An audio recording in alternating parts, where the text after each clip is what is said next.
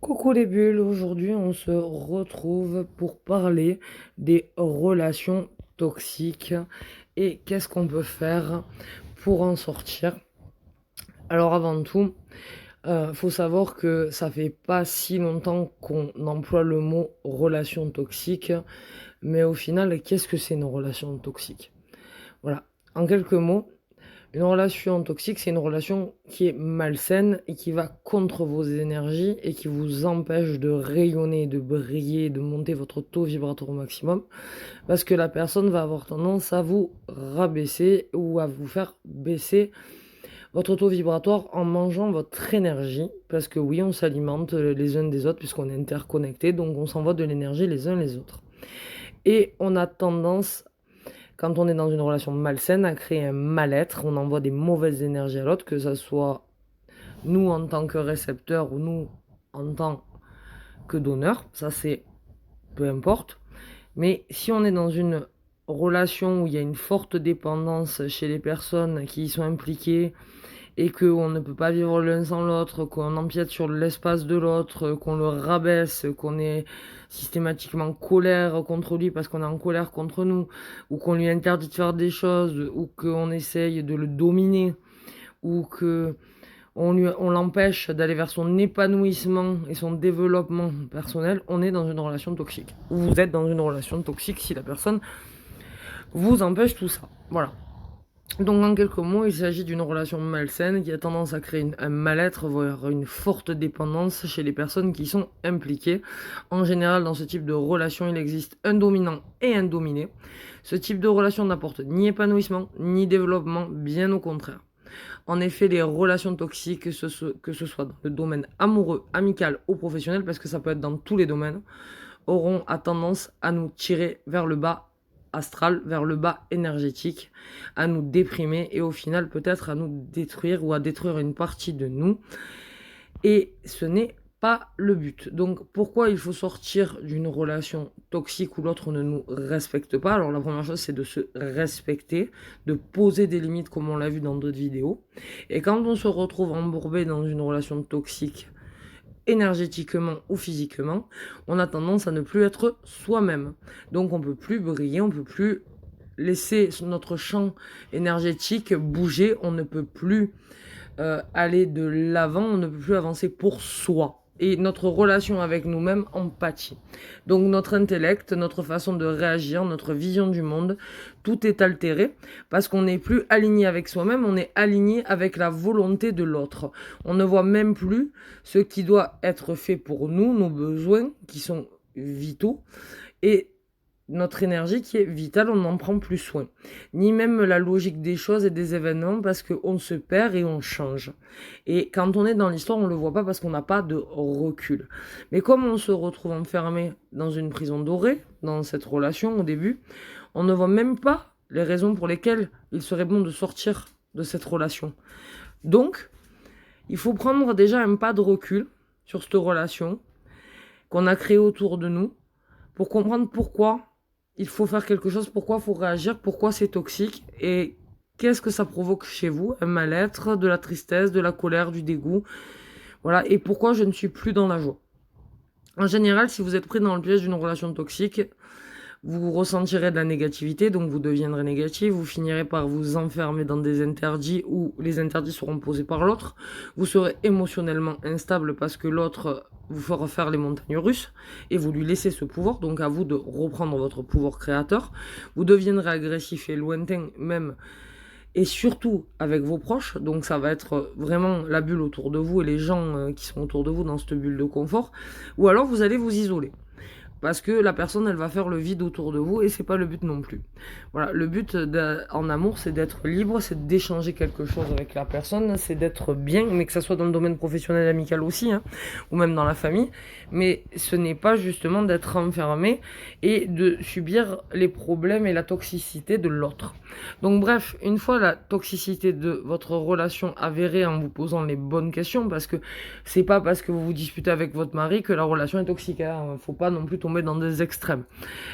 Donc, afin de rester vous-même, il vous sera indispensable de trouver un moyen de vous aligner à vous, d'être dans votre énergie, dans votre carte vérité, et c'est un moyen de vous en sortir. Non seulement pour vous, mais aussi pour votre entourage, parce qu'il y a peut-être des enfants au milieu qui subissent ces agressions quotidiennes, et quelque part, l'univers vous envoie ces épreuves.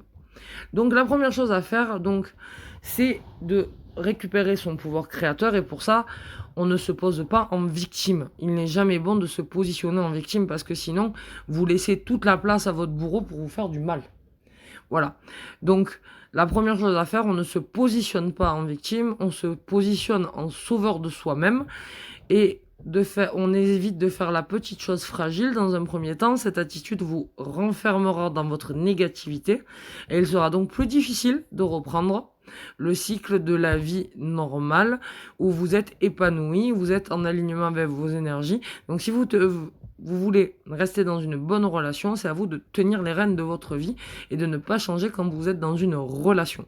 Dans un deuxième temps, il semble évident que d'apparaître comme une victime donnera que deux options. Soit vous devenez la personne qui sera manipulée car vous n'avez pas la force nécessaire pour réagir. Votre trouble à ce moment-là vous laissera dans un état à la limite du végétatif, c'est-à-dire que votre énergie elle va tellement descendre que vous serez le pantin de quelqu'un, et ça va être très triste parce que vous serez très fragilisé et vous allez tomber dans une hypersensibilité, peut-être même vous renfermer. Donc le but c'est pas de dire oui à la dépression quand on dit oui à l'amour, c'est de dire oui au bonheur. Donc non, on n'est pas victime de l'autre, on a un pouvoir créateur et on l'applique. Et si vous restez dans ce côté victime, vous risquez aussi de devenir la personne dominante qui manipule grâce à la culpabilité que vous aurez créée chez l'autre.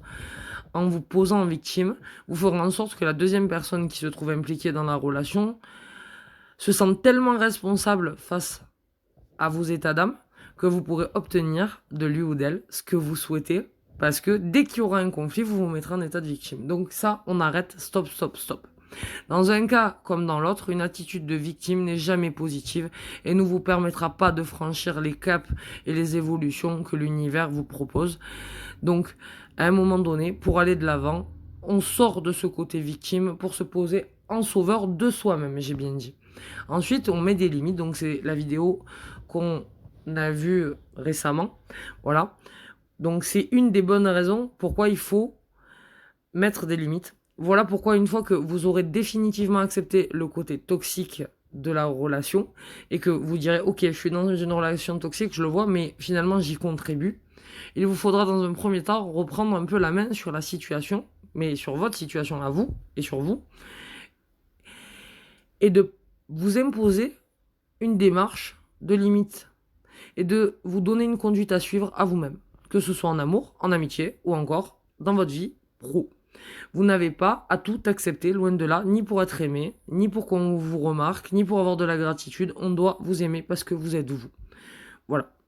Donc, on va prendre un exemple dans le cadre amoureux. Il n'est pas rare que la personne dite dominante dans ce type de relation impose à l'autre, par exemple, de ne pas voir sa famille, ses amis, de ne pas se maquiller, de s'habiller comme ça, de ne pas dire ça, de se comporter comme ça, de manger comme ça.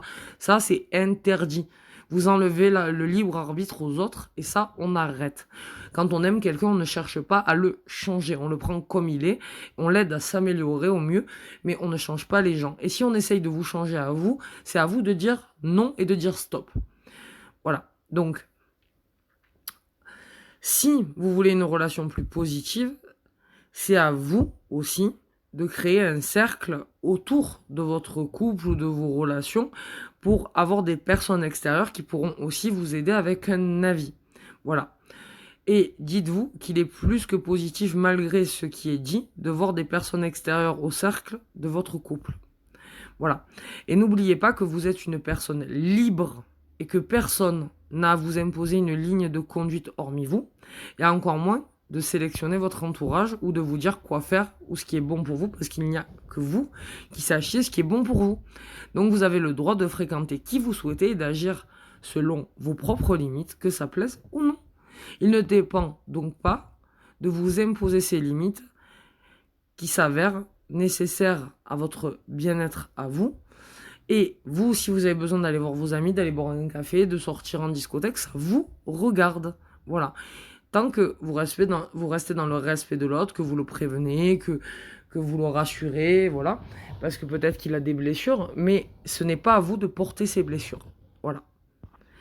Donc, on refuse les limites que l'autre nous met si ce n'est pas les nôtres. Voilà. Ne nous oublions pas. Voilà. Donc, et n'oublions pas, une personne bien dans ses baskets sera bien dans son couple et dans sa vie en général d'ailleurs. Donc, au plus on va forcer quelqu'un à faire quelque chose, au moins ça marchera. Et au plus on va vous forcer à faire quelque chose, au moins ça marchera. Après, ce qu'on peut essayer de faire, c'est d'ouvrir le dialogue d'une manière ou d'une autre. Donc, souvent dans ce type de relation, il est difficile de communiquer, que ce soit avec la personne concernée ou avec l'entourage. Parce qu'avec l'entourage, on a honte, et avec la personne concernée, eh ben, on se sent pris au piège et on a l'impression que quoi qu'on va dire, ça va nous tomber dessus. Donc sachez qu'une fois que vous avez fait votre bilan personnel sur votre situation et que vous voyez que vous êtes dans une relation toxique, alors vous savez que soit vous partez, soit vous essayez d'ouvrir un dialogue. Donc, en ouvrant un dialogue directement avec la personne concernée, c'est généralement la phase la plus compliquée, la plus complexe, parce qu'il va falloir avoir beaucoup de patience et essayer d'être très ouvert et d'exprimer à la personne vos sentiments et ce que vous ressentez et ce qui vous fait souffrir sans être dans le reproche, parce que dès que vous rentrerez dans le reproche avec quelqu'un qui est toxique et qui est en souffrance, parce que toxique ça veut dire aussi ça, c'est que la personne elle est en souffrance de son côté, elle va se refermer et elle ne vous écoutera plus et elle va couper parce que vous n'êtes plus dans son sens. Donc, restez bien sur la ligne de je ressens, c'est mes sentiments, ça me regarde, c'est mes états d'âme, mais par contre, je ne lâcherai pas du lest envers toi parce que justement, j'ai besoin de moi pour moi. Voilà, même si la personne doit couper court à la conversation, prendre la mouche, c'est pas grave, mais entamer ce dialogue. Voilà, et avec votre entourage en général, ben, vous allez être soit agressif, soit déprimé. Donc moi, je vous conseille de parler avec le cœur, même si votre cœur est dans une tempête. Mais il s'avère souvent que c'est une aide précieuse quand on parle, on se permet de réaligner ses chakras, on se permet de sortir nos énergies, ça nous permet de nous recentrer et de dire clairement qu'on est mal. Et peut-être que l'autre va nous mettre un coup de pied aux fesses pour avancer, peut-être que l'autre va nous consoler, mais on a besoin de cette avancée, de se libérer de ce qui nous pèse à l'intérieur et de le sortir à l'extérieur, de le rendre soit à quelqu'un, soit à un ami, soit à un professionnel. Voilà, si vraiment les choses vont trop loin, vous pourrez toujours trouver de l'aide chez un professionnel. Alors ça peut être un psychologue, ça peut être moi, ça peut être un psychiatre qui aura certainement le recul nécessaire pour vous orienter, vous permettre de trouver en vous les ressources qu'il vous faut pour aller de l'avant, pour aller vers l'avenir. Mais quand on est dans une relation toxique, alors il faut se désintoxiquer. Se désintoxiquer n'est possible que si vous êtes réellement prêt. Comme je vous le disais, c'est comme pour couper les liens, c'est à l'intention. Et si vous n'avez pas cette vibration, vous n'arriverez pas à vous défaire de cette situation, et c'est que vous avez quelque chose à vivre et à comprendre de cette situation. Donc, en effet, il y a plein de gens qui essayent de trouver des solutions pour améliorer la situation, par peur du changement, par peur qu'il y ait un changement radical, une séparation. Et qu'est-ce qui va se passer dans mon existence à moi? Parce que l'autre, des fois, m'a rabaissé. Il m'a dit que je pourrais pas trouver quelqu'un de mieux que lui, que je retrouverai personne, que dans tous les cas, je suis une mauvaise personne, ou que je ne peux pas avoir une autre relation sentimentale, ou alors que je fais mal mon travail, ou encore que je suis une mauvaise amie parce que je ne sais pas écouter, peu importe. C'est des exemples et il y en a plein. Cela dit, pour sortir de cette relation, il n'y a pas beaucoup d'options. D'abord, il faut se regarder en face. Et ensuite, faut regarder une issue franche. Soit la personne, elle a envie d'être aidée et elle se fait aider et soigner parce que ça peut être dû à une maladie, une pathologie psychologique. Soit, faut peut-être envisager la séparation. Alors, des fois, on dirait que la séparation, c'est plus simple.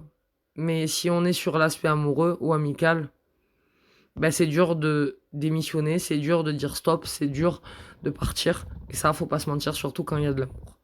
Donc vous pouvez toujours envisager une mutation. C'est-à-dire que, par exemple, vous pouvez au moins temporairement vous éloigner de votre conjoint, si c'est sentimental, et continuer à entretenir une relation, mais peut-être plus positive, sans lui faire de reproches, mais en lui expliquant que là, vous n'avez pas le choix. Et si la personne ne veut pas comprendre, alors là, vous n'aurez pas le choix que d'être drastique. Donc, et de prendre une décision radicale. Donc, maintenant, la première chose qu'il faut entendre, c'est que pour sortir d'une relation comme ça, il faut d'abord la voir, il faut ensuite l'analyser, il faut la comprendre, il faut l'accepter. Et ensuite, il faut être prêt à sortir de ces énergies. Voilà. Donc, en conclusion, il est bon de savoir que les relations toxiques peuvent se produire entre deux personnes qui, en temps normal, ne sont pas forcément des personnes ni méchantes, ni malveillantes, ni à problème. C'est des fois, nos énergies ne rentrent pas en cohésion. Et ça arrive, et c'est pas grave. À ce compte-là, il vaut mieux rendre sa liberté à la personne et partir. Voilà. Et vous n'avez pas à subir et vous n'avez pas à faire subir à l'autre ce que vous souhaitez, même si vous avez des problèmes ou même si vous êtes malheureux, vous n'avez pas le monopole de la souffrance. Tout le monde a ses souffrances et il est temps de le comprendre. Donc on essaye de ne pas juger, de ne pas condamner, de ne pas critiquer, on essaye de comprendre. Voilà, parce que en général, c'est un concours de circonstances si on en arrive là et si on est dans cette situation. Donc il ne sert à rien de blâmer l'autre en permanence parce que à un moment donné, c'est du 50-50. Si l'autre a pris ce pouvoir sur lui, c'est que vous lui avez donné. Donc c'est à vous de faire un travail personnel pour réussir à sortir de cette situation et à reprendre le pouvoir, votre pouvoir créateur, votre pouvoir énergétique, et à vous d'apprendre à vous épanouir et de voir quel schéma vous êtes en train de rejouer dans votre énergie, peut-être de votre passé, ou peut-être qui a un rapport avec une vie antérieure, mais de chercher à comprendre qu'est-ce qui se joue à ce moment-là dans cette relation avec cette âme sœur, ou avec cette personne, ou avec notre flamme jumelle peut-être, et pourquoi on en arrive là. Ça peut être aussi avec notre meilleur ami ou notre patron, hein, je le dis, voilà, mais peu importe la situation, si j'en arrive là, et si je suis dans une relation toxique, c'est que j'y ai mis 50%, et que je l'ai alimenté, que j'ai dû donner du pouvoir. Donc arrêtez de donner du pouvoir à ce que vous ne voulez plus, et laissez de la place à ce que vous voulez voir arriver dans votre vie. Voilà, pour une séance de ce type, n'hésitez pas à me contacter. Relaxation et sourire sur Google, sur YouTube. D'ailleurs, on met des pouces s'il vous plaît, on s'abonne, on partage, on like. Voilà, merci pour votre soutien et faites grandir la communauté. Et bien sûr, n'hésitez pas, Gladys Deneuve sur Facebook, sur LinkedIn, sur Insta. Si vous me cherchez, vous me trouverez. Je vous embrasse les bulles. Prenez soin de vous et soyez responsable de votre énergie. Paix, amour et lumière dans vos maisons.